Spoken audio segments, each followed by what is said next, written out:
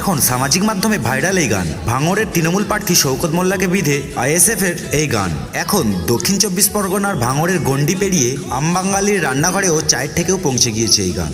একেবারে অরাজনৈতিক ব্যক্তিত্বের মুখে মুখেও ঘুরে ফিরছে এই গান। ইতিমধ্যেই প্রকাশ্যে এই গান নিয়ে নওশাদ সিদ্দিককে বিঁধেছেন শওকত, পাল্টা তাকে আরো দুটো শব্দবদ্ধ ব্যবহার করে তোপও দিয়ে গেছেন। কিন্তু এই গানের উৎস কোথায়?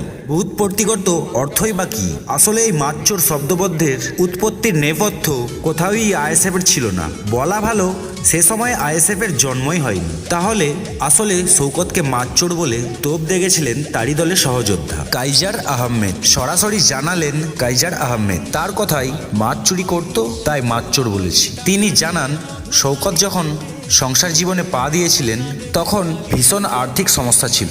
মাতলা নদীর চরে একবারই বছরে চাষ হতো তাদের জমিতে, তারপর মাতলা নদীর নোনা জল ঢুকে তাদের জমি নষ্ট করে দিত, ফের আবার পরের বছর ঋণ নিয়ে চাষ করতেন। কাইজার বলেন পরপর 2-3 বছরে যখন নদীর জল ঢুকে জমি নষ্ট করে দেয় তখনও খুব আর্থিকভাবে দুর্বল হয়ে পড়ে। সংসার চালানোর জন্য বাধ্য হয়ে অন্যের ভেড়িতে মাছ চুরি করত, তারপর সেই মাছ ক্যানিং বাজারে বিক্রি করত ও সংসার চালাতো। কাইজার বলে ও একটা সময়ে ব্যক্তিগত অনেক কথা বলেছে আমায়, সেটা আমি জানি, কিন্তু বিষয়টা হচ্ছে আমি ব্যক্তিগতভাবে আক্রমণ করার একবারে পক্ষ নয়, এই রুচি আমার নেই। এই কথা বলতে গিয়ে কাইজার জানান কিভাবে শওকতের তৃণমূলে প্রবেশ। কাইজার বলেন শওকত মোল্লা 2011 সালে নভেম্বরে যখন তৃণমূলে আসার ইচ্ছা প্রকাশ করে ওই সময় জীবনহানির আশঙ্কা করছিল, কারণ সিপিএমের আমলে ও প্রচুর মানুষের ক্ষতি করে রেখেছিল।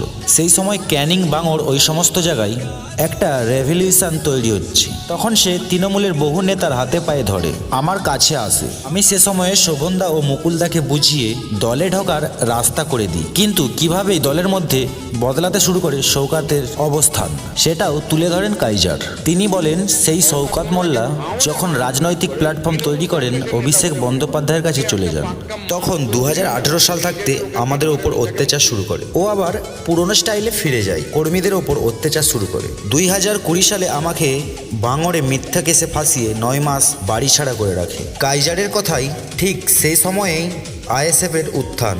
ভাঙড়ে কাইজার বনাম শওকত মোল্লার একটা তোপ বরাবরই সক্রিয়। একটা সময়ে ভাঙড়ের মাটিতে কান পাতলে তা শোনা যেত ভীষণভাবে। সংবাদ মাধ্যমের খবরেও দুই পক্ষের অনুগামীদের মধ্যে দ্বন্দ্বের খবর সামনে এসেছে একাধিকবার। কাইজার বলেন 2021 সালের পর থাকতে আমাকে কোণঠাসা করতে থাকে। 2023 সালে ভাঙড়ে পর্যবেক্ষক হিসেবে আসে, তখন আমাকে প্রথমেই সাইডলাইন করে, টিকিট দিয়ে উইথড্র করায়। আমি 2 বছর নিষ্ক্রিয় হয়ে যাই।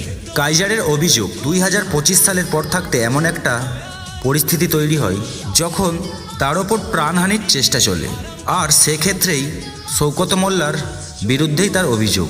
কিন্তু এসবের সঙ্গে গানের যোগ কোথায়? কাইজার বলে আমি একটা সময়ে শপথ করে নিই ওকে আমি রাজনৈতিকভাবে শেষ করব, শেষ না করা পর্যন্ত ঘুমাবো না।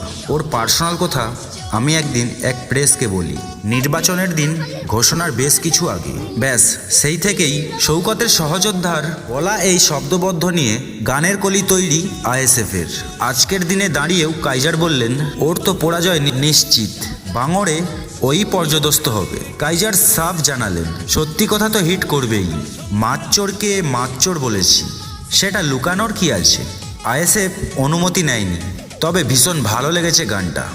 মাচ্চোর মাচ্চোর শওকত মাচ্চোর, খেত আগে কলার থোর, শওকত মাচ্চোর। এটা এখন খুব ট্রেন্ডিং, অনেক লোক এটা নিয়ে রিলসও বানাচ্ছে। তো হ্যালো বন্ধুরা, কেমন লাগলো আমার ভিডিওটা? যদি ভিডিওটা ভালো লাগে আপনাদের কাছে তো একটা লাইক, কমেন্ট, শেয়ার ও সাবস্ক্রাইব করতে ভুলবেন না আমার চ্যানেলটা। ধন্যবাদ সবাইকে। তো বোম মারিস আর বোম বাঁধিস, তোলাবাজির টাকা নিয়ে মধুর হাঁড়ি চেটে, ভোটে হেরে ধর্ণা দেবে কালীঘাটের গেটে।